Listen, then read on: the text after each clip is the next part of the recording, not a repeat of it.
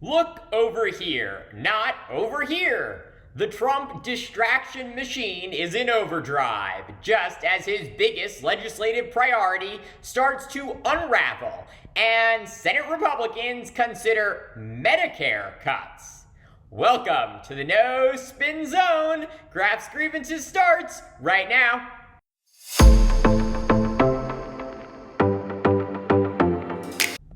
President Donald Trump is now publicly chastising Elon Musk, his one-time advisor, close political ally, and single most important benefactor, as Musk continues his aggressive campaign to tank Trump's so-called Big Beautiful Bill.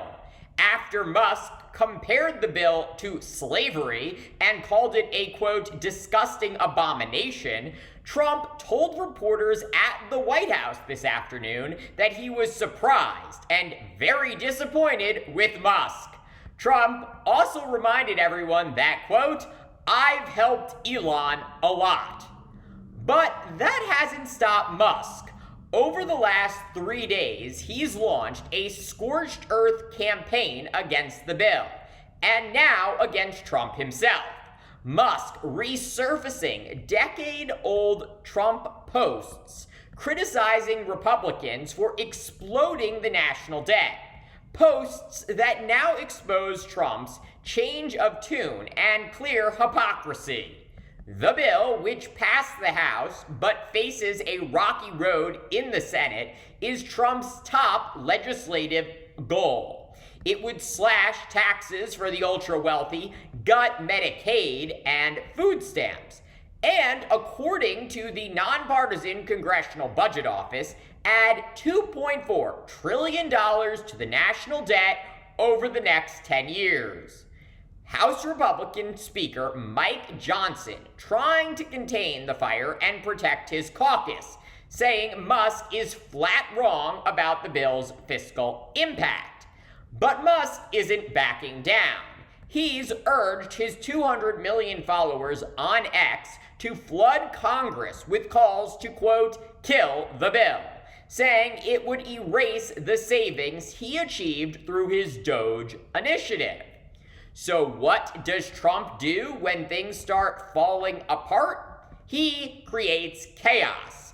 On Wednesday night, the White House issued a slew of inflammatory executive actions, each one red meat for the MAGA base, each one designed to dominate headlines and distract from what's really happening. Trump's bill is in big trouble.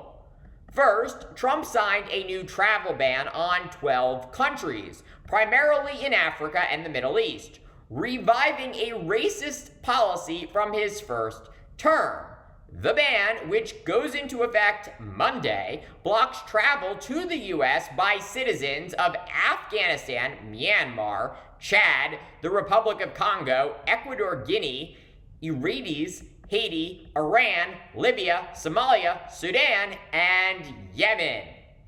Trump also imposed restrictions, though short of a full ban, on people from Brunei, Cuba, Laos, Sierra Leone, Togo, Turkmenistan, and Venezuela.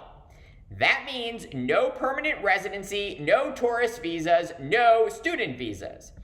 During Trump's first term, you might recall, his travel ban sparked global outrage, caused chaos at airports, and a flood of legal challenges.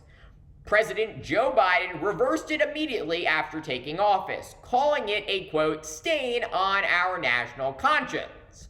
Now, Trump is trying to bring it all back.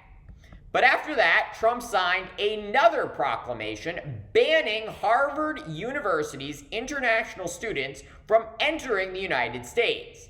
He even urged Secretary of State Marco Rubio to revoke current student visas, a move Harvard calls illegal. Finally, in his most blatantly cynical move yesterday, Trump ordered his White House counsel and the Attorney General of the United States to investigate former President Joe Biden and his staff. Trump floating the baseless claim that some of Biden's executive actions might be, quote, legally invalid because aides enacted them without Biden's knowledge. It's a conspiracy theory with zero legal merit and comes just days after Trump boosted a post online that said Biden was, quote, executed in 2020 and replaced with a, quote, robotic clone. Trump later called that ridiculous and false, but followed it up with that executive order yesterday built on the exact same premise. It's pure trolling, meant to provoke, distract, and throw more fuel on the fire of Democratic infighting. And while the travel ban and the Harvard order are more serious, there's no doubt they'll face serious legal challenges. Because ultimately, this isn't about policy, it's about noise. The real threat is Trump's big, beautiful bill. And the quiet, brutal way Senate Republicans are now trying to make it even more destructive. Here's what Trump doesn't want you to notice. According to Politico, Senate Republicans are now working behind closed doors to cut Medicare, claiming they're going after waste, fraud, and abuse. But really, they are looking to cut as many seniors as possible from the healthcare program.